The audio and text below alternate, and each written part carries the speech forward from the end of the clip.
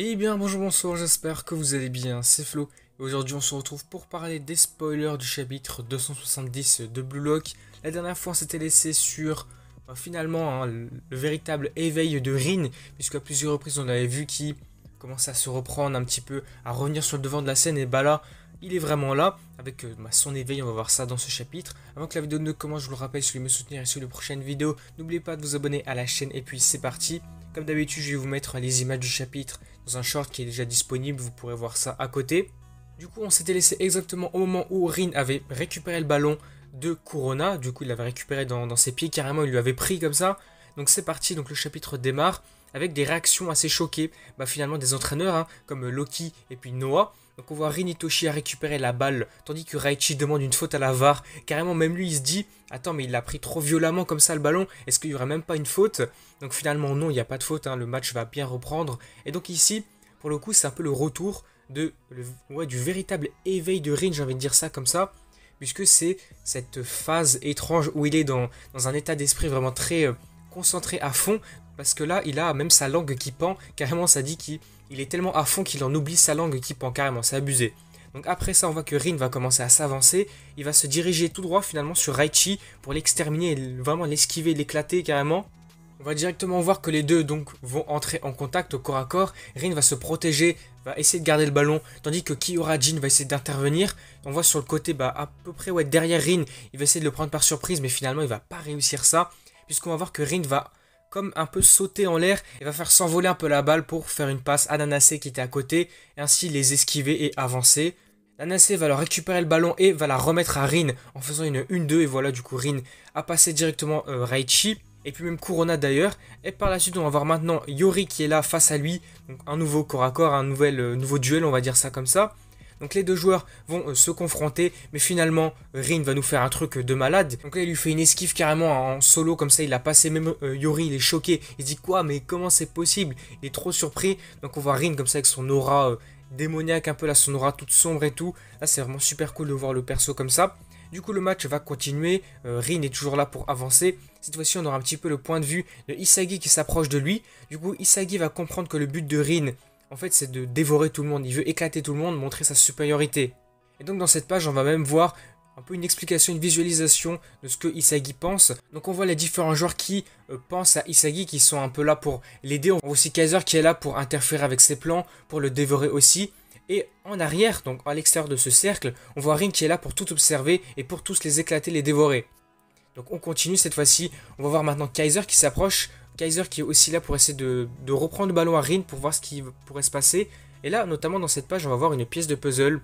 Alors, je ne sais pas trop ce que ça veut dire ici, il faudra voir vraiment avec la traduction officielle. Mais là on voit que sur la page, donc il comprend que Rin est comme Kaiser, il a besoin de restrictions.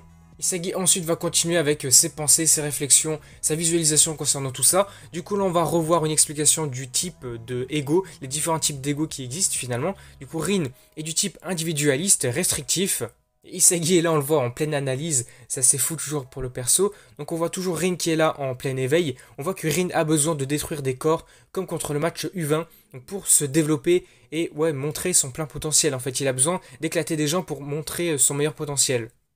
On verra à la suite de ça qu'il y a encore deux défenseurs face à lui, face à Rin. Donc on voit qu'il reste deux défenseurs à passer. Isagi est toujours là à avancer pour essayer de lui récupérer le ballon d'une manière ou d'une autre. Mais on va voir que Rin, ou je sais pas si c'est Isagi peut-être qui sont en train de penser à Hitoshi Sae. Donc est-ce que c'est peut-être Isagi qui pense à ça?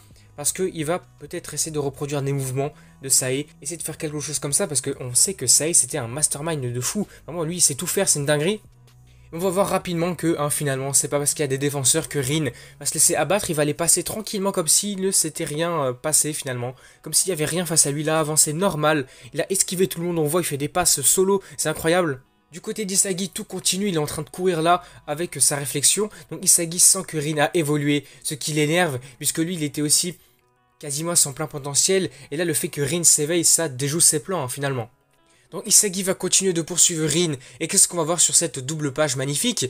Donc on voit un contact entre Isagi et Rin qui sont vraiment là en train de se rentrer dedans carrément. Il ne lui laissera pas lui voler la place de numéro 1. Donc là c'est Isagi qui dit ça. Il ne veut pas perdre cette place de numéro 1 que Rin essaye de lui voler. Donc on voit les deux au contact magnifique. Vraiment avec la double page magnifique là. On voit aussi des pièces de puzzle autour d'Isagi. Isagi qui a sa métavision. donc à son maximum. Et puis Rin qui n'utilise jamais la métavision, j'ai l'impression.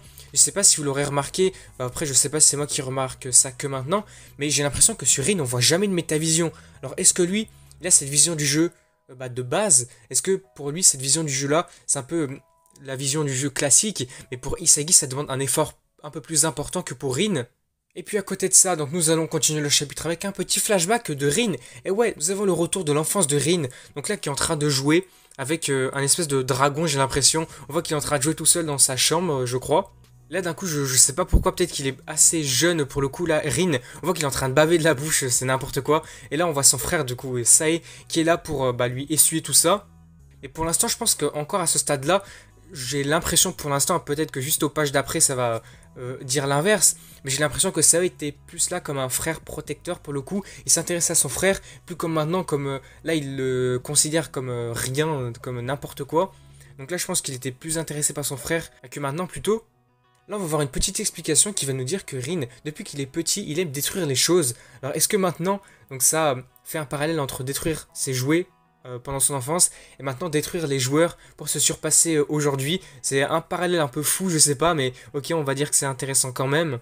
Bon, après pour le coup ici je vais pas dire non plus que c'est dommage, mais on n'a pas tous les dialogues, toutes les traductions ici. Faudra vraiment voir avec donc le chapitre officiel, mais on n'a pas du coup les conversations entre les deux frères, on sait pas trop ce qu'ils se disent, mais après comme ils sont jeunes, j'ai envie de dire que c'est peut-être pas le plus intéressant non plus. C'est pas comme si on avait un flashback donc d'une conversation entre des joueurs sur une stratégie par exemple juste avant que le match commençait. Là on a vraiment un truc peut-être un peu inutile ou pas trop intéressant. Donc le flashback va continuer, on a encore les deux frères qui sont là à l'extérieur cette fois-ci, ils sont en train de manger une glace comme on avait pu le voir à pas mal de reprises je crois pendant différents flashbacks. Et puis après ça donc le flashback va se terminer, on va revenir au présent. À ce moment, ce duel entre Rin et Isagi, les deux sont en contact. Et là, Rin va sembler avoir réalisé quelque chose. Donc on ne sait pas qu'est-ce qu'il a pensé. Là, on ne sait pas ce qu'il pense exactement. Mais on voit qu'il a comme réalisé un truc. Il est en train de se dire que peut-être qu'il a réussi à comprendre quelque chose et que là, il va éclater Isagi. On ne sait pas.